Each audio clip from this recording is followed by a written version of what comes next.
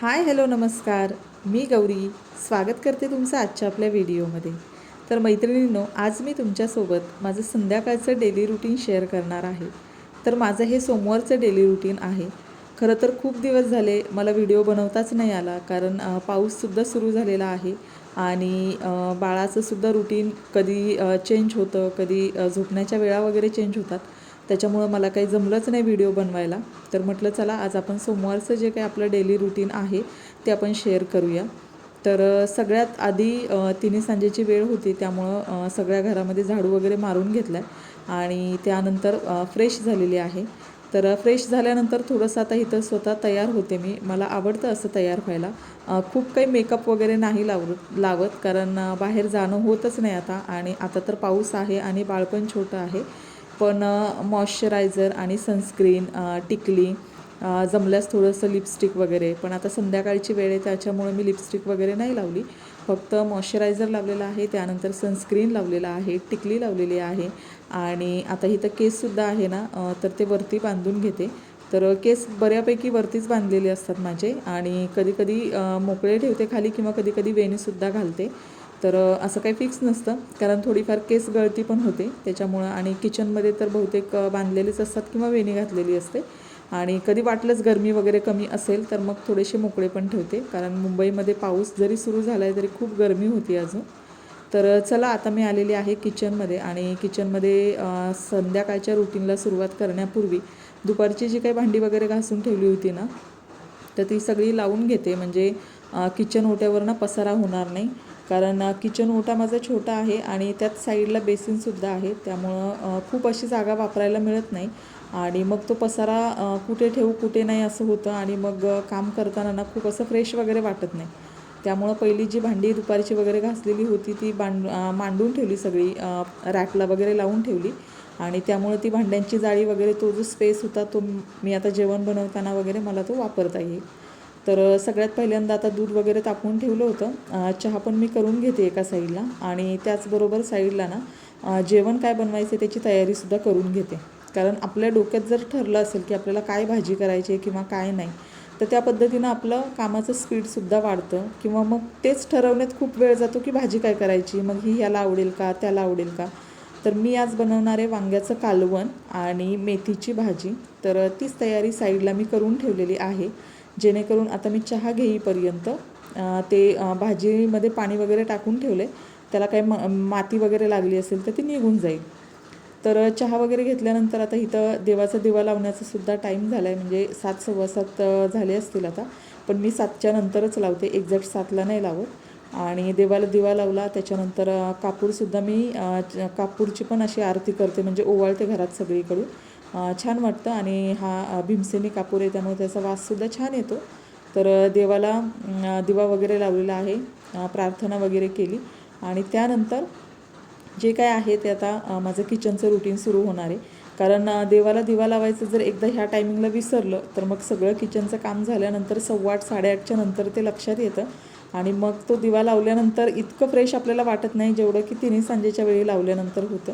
तर माझ्यासोबत नेहमी असं होतं, त्यामुळे मी जेव्हा माझ्या 7:15 किंवा 7:10ला लक्षात आलं की लगेच मी तेव्हाच दिवा लावून घेते. तर आता सगळं बाकीची कामं आवरल्यानंतर पुन्हा आले मी किचनमध्ये. तर आता इथं भाजी फोडणीला देण्यासाठी कांदा, टोमॅटो, कोथिंबीर, मिरची आणि लसूण हे सगळं ना एकदमच बारीक कट करून घेते, जेणेकरून परत परत मला ते सारखं कट नको करायला. आणि मेथीची भाजी करणार आहे, त्याच्यामध्ये पण जास्त काही मटेरियल वगैरे टाकणार नाही, फक्त थोडासा कांदा फोडणीला टाकणार आहे. बिना कांद्याची सुद्धा करते, तीसुद्धा छान टेस्टी होते, पण आता वांग्याला मला कांदा चिरायचाच आहे तर तो मेथीच्या भाजीला पण होईल.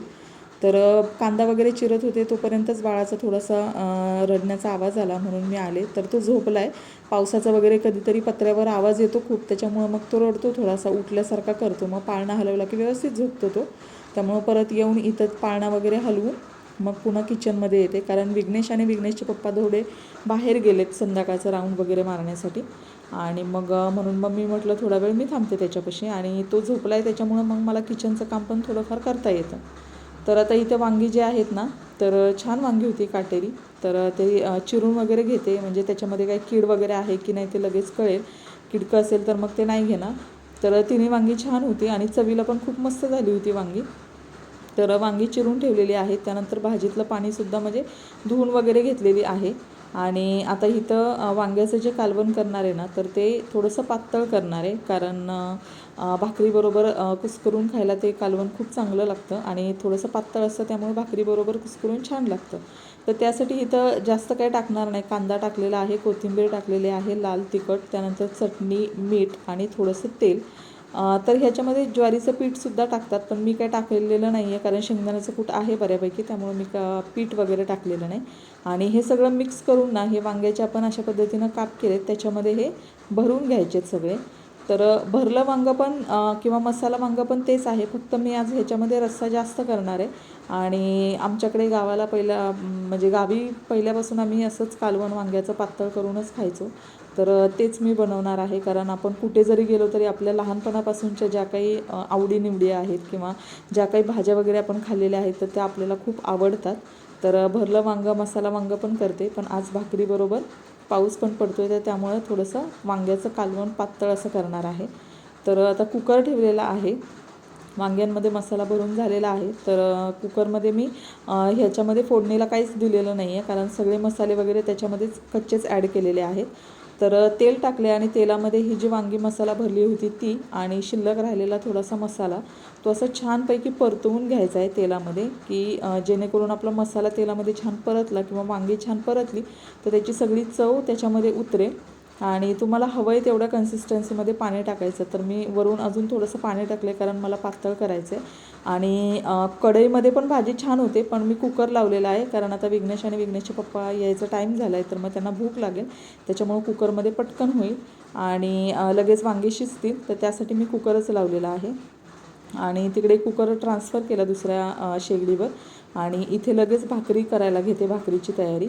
कारण भाकरी आणि कुकर झाला की मग फक्त मेथीची भाजी, कारण आज डाळ आणि भात तर नाही करणार, कारण दुपारी डाळ भात वगैरे खाल्लेला आहे. मग आता संध्याकाळी ह्या दोघांना पण नको होता, मग मी पण माझ्या एकटीसाठी नाही केला, कारण मला पण सकाळी दुपारी खाल्ला होता, त्याच्यामुळं म्हटलं आता पुन्हा संध्याकाळी नको. तर त्याच्यामुळं डाळ भात नाही, फक्त आज वांग्याचं कालवण, त्याच्यानंतर ज्वारीची भाकरी आणि मेथीची भाजी असंच जेवण आहे. आणि सोबत काकडी टोमॅटो काय जे असेल ते. तर इथे आता तवा ठेवलेला आहे आणि आता भाकरी पण करून घेते हाताबरोबर. आणि पावसाळा आहे किंवा काय, तर गरम गरम जेवणच चांगलं लागतं, टेस्टी लागतं जेवायलासुद्धा. त्यामुळं म्हटलं लगेच आता ते यायचा पण टाईम झाला आहे, त्यामुळं भाकरी करून घेऊया, कारण ज्वारीची भाकरी अशी गरम गरमच छान लागते खायला. तर भाकरी पण आता करून घेते इथे. आणि हा जो तवा आहे ना, हा लोखंडी तवा आहे. तर साईजला थोडासा छोटा आहे, त्यामुळं माझ्या भाकरी सध्या थोड्याशा छोट्या करते मी. पण खूप चांगला तवा आहे, म्हणजे मला वाटलं नव्हतं हा तवा घेताना तो इतका चांगला असेल आणि चांगला निघेल, पण खूप चांगला तवा आहे. तर मी आता सध्या चपाती, भाकरी, त्याच्यानंतर मच्छी वगैरे काही फ्राय करायची असेल तर ती, तर या किंवा आता मेथीची भाजीसुद्धा मी ह्याच तव्यामध्ये केली होती पहिल्यांदा, लोखंडी तव्यामध्ये. तर खूप छान झाली होती. तर सगळ्या गोष्टींसाठी मला हा तवा ना खूप उपयोगी पडतो आहे आणि मल्टी यूज आहे आणि खूप छान, म्हणजे भाजीची टेस्ट पण खूप छान झाली होती. आणि भाकरी पण तुम्ही बघू शकताय किती छान अशी, म्हणजे गावी आपण जशा भाकरी करायचो ना अशा खरपूस, तर तशा भाकरी भाजतात आणि आम्हाला सगळ्यांना खूप आवडतात. त्याच्यामुळं मग सध्या मी हाच तवा कंटिन्यू केला आहे. आता ह्याच्यामधलाच थोडासा मोठा तवा घ्यायचा की नाही हा विचार करते, कारण या छोट्या छोट्या भाकरीसुद्धा खायला छान, म्हणजे थोडंसं छान वाटतं आहे. तर त्यामुळं हाच तवा सध्या मी यूज करते. आणि मच्छी वगैरे पण ना खूप छान फ्राय होते ह्याच्यावर, चिकटत वगैरे अजिबात नाही तव्याला मच्छी. तर त्याच्यामुळे मला सध्या तरी माझं खूप आवडीचा तवा झालेला आहे हा. तर तुमचं पण लोखंडी तव्याबद्दलचं काही मत असेल तर ते मला कमेंटमध्ये नक्की सांगा. तर आता त्याच तव्यामध्ये ना मेथीची भाजीसुद्धा मी परतून घेणार आहे. तर त्यासाठी तेल टाकलेलं आहे, जिरी, त्याच्यानंतर लसूण टाकलेला आहे चिरलेला, त्याच्यानंतर हिरवी मिरची आणि कांदा टाकलेला आहे. तर कोणी कोणी कांदा नाही वापरत त्याच्यामध्ये, पण माझ्याकडे आता होता चिरलेला, त्याच्यामुळं मी टाकला. कांद्याने पण छान चव येते भाजीला. आणि त्यानंतर आता ही धुवून ठेवलेली जी मेथीची भाजी आहे ती टाकायची त्याच्यामध्ये आणि छान भाजी अशी परतवून घ्यायची. त्याच्यामुळे काय होतं, आपण जेवढी भाजी अशी छान परतू ना, तेवढी त्याच्यातलं पाणी निघून जातं आणि भाजीची साईज कमी होते. आणि त्यानंतर त्याच्यावरती झाकण ठेवलं आहे. तर आता भाजी टाकल्या टाकल्या त्याच्यामध्ये मीठ नाही टाकायचं, कारण पालेभाजी सुरुवातीला क्वांटिटीमध्ये जास्त दिसते आणि नंतर त्याच्यातलं पाणी आटल्यानंतर कमी होते, त्यामुळे मीठ नंतर टाकायचं आहे. तर मी आता तिथे झाकण ठेवलं आहे, म्हणजे वाफेवर थोडीफार भाजी शिजून होईल. तोपर्यंत किचनवर जे काही पसारा होता किंवा भाकरी केलेल्याचं जे काही उरलं वगैरे होतं तर ते सगळं मी पुसून घेतलेलं आहे. कारण जेवण बनवता बनवताच ही कामं केली ना तर नंतरचा खूप सारा वेळ वाचतो. आणि त्याचबरोबर आता संध्याकाळच्या चहाची आणि आता जेवण बनवले त्याची जी भांडी होती ना ती पण लगेच हाताबरोबर घासून घेते, कारण आता विघ्नेशची शाळा वगैरे सुरू झालेली आहे. त्यामुळं ही जर भांडी मी नंतर ठेवली तर नंतर खूप भांड्यांचा पसारा होतो. आणि ही जर आत्ताच मी सगळी साफ वगैरे करून घेतली, किचन वगैरे बऱ्यापैकी साफ करून घेतलं ना तर नंतरचा वेळ मला थोडंसं त्याच्यासाठी द्यायला मिळतो. म्हणजे त्याच्या स्कूलचं काही वर्क असेल किंवा नेक्स्ट डेची त्याची काही तयारी करून घ्यायची असेल, त्याचं एक्झामचं टाईम टेबल वगैरे ह्या छोट्या मोठ्या गोष्टी असतात ज्या थोड्याफार आपण बघणं गरजेचं आहे. तसं त्याचं तो सगळं करतो, पण एक थोडंसं त्याच्यावर लक्ष ठेवणं किंवा तो बरोबर करतो आहे की नाही थोडंसं आपण लक्ष दिलं की मुलांना पण थोडंसं व्यवस्थितपणे ते करतात. नाही तर मग त्यांना पण आई बघत नाही आहे किंवा पप्पा काही बोलत नाहीत, त्याच्यामुळं मग त्यांचं पण अगदी त्यांच्या मनासारखं चाललेलं असतं. तर थोडंसं त्याच्याकडे पण मला लक्ष द्यायला मिळतं, थोडंसं त्याच्याशी गप्पा वगैरे मारायला मिळतात. त्यामुळं ही सगळी कामं मी आधीच आवरून घेते आणि जेवल्यानंतर मग थोडंसं रिलॅक्स बसायला किंवा थोडंसं एक्स्ट्रा टाईम स्पेंड करायला आवडतं मला. त्यामुळं मग आत्ताच भांडी वगैरे घासून घेतली आणि किचन जे काही बेसिन वगैरे आहे ते पण स्वच्छ करून घेते, जेणेकरून नंतरचा माझा खूप सारा वेळ वाचेल आणि तो वेळ मी इतर माझ्या सगळ्या गोष्टींसाठी देऊ शकेल. तर छान बेसिन वगैरे सगळं घासून घेतलं आहे. आणि पाणी असेल ना तर ही सगळी कामं करायला खूप मजा येते, कारण पाण्याचा प्रॉब्लेम असेल ना तर मग ते भांडी घासणंसुद्धा खूप बोर होऊन जातं आणि मग बाकीची स्वच्छता पण करायचा खूप कंटाळा येतो. पण कंटाळा केला की मग नंतर तेच किचन खराब दिसतं, मग झुरळ वगैरे होतात आणि मग खूप आपल्यालाच काम वाढून जातं. तर त्यापेक्षा जेव्हाचं तेव्हा काम उरकलेलं आणि केलेलं केव्हा पण चांगलं. तर असो अशा पद्धतीनं आता हे बेसिनसुद्धा मी सगळं घासून वगैरे घेतलेलं आहे. आणि त्याच्यानंतर आता भाजी वगैरे पण वाफेवर आता शिजत ठेवली आहे, तर ती पण चेक करते. तर आता बऱ्यापैकी भाजी झालेली आहे, कारण गॅस कमीच केला होता मी, कमी गॅसवर छानपैकी भाजी शिजलेली आहे. आणि मीठसुद्धा मी त्याच्यामध्ये नंतर टाकलेलं आहे, पण ते ह्याच्यामध्ये दिसलेलं नाही आहे मीठ टाकले ते. आणि आता सगळ्यात शेवटी ना शेंगदाण्याचं कूट मी इथं टाकलेलं आहे. तर बिना शेंगदाण्याच्या कूटचीसुद्धा भाजी म्हणजे छानच होते, पण आमच्याकडे शेंगदाण्याचं कूट बऱ्यापैकी वापरतात, त्यामुळे शेंगदाण्याचं कूट टाकलं आहे आणि पुन्हा झाकण ठेवून वाफ काढते. आता गॅस मी बंद केलेला आहे, पण शेंगदाण्याचं कूट टाकलं आहे त्याच्यामुळे थोडीशी वाफ जी आहे ती भाजीमध्ये तशीच मुरेल. तर आता काकडी पण होती माझ्याकडे, मग जेवणात संध्याकाळी म्हटलं आपण काकडीच चिरूया.